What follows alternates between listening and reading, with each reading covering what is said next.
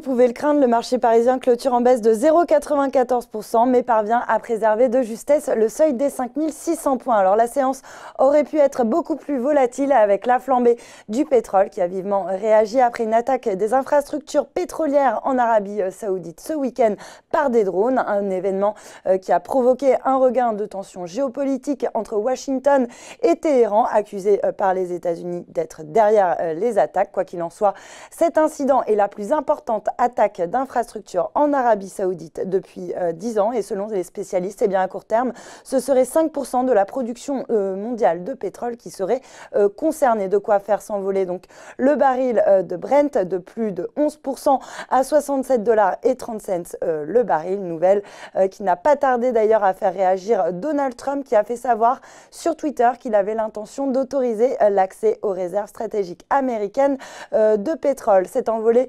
spectaculaire donc de l'or noir soutient logiquement les valeurs pétrolières. Côté valeurs, on retrouve Technip FMC en tête du CAC, tandis que Total grimpe de 2,5%. Et puis sur le SBF 120, Vallourec gagne 3,28%, tandis que la parapétrolière Bourbon s'envole de 16,6%. À l'inverse, le secteur défensif, lui, subit des prises de bénéfices, à l'image de LVMH, d'Hermès ou encore d'Airbus qui perd 3,39%. Dans le même secteur, on a Safran qui perd de l'altitude alors que pourtant, Crédit Suisse a relevé sa recommandation à neutre contre sous-performance et porté son objectif de cours de 100 à 136 €. Le titre Casino est lui aussi en repli, plombé par Odo qui a abaissé sa recommandation sur la valeur en passant d'achat à neutre. L'objectif de cours, lui, est fixé à 44 €. Et puis pour finir sur le marché d'échange, le dollar profite à fond de son statut de valeur refuge et bondit contre l'euro qui se retrouve donc relégué aux portes des 1,10 $.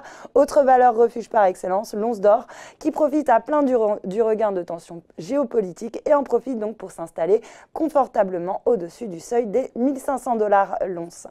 Voilà, c'est tout pour ce soir, mais n'oubliez pas, toute l'actu éco et finance est sur Boursorama.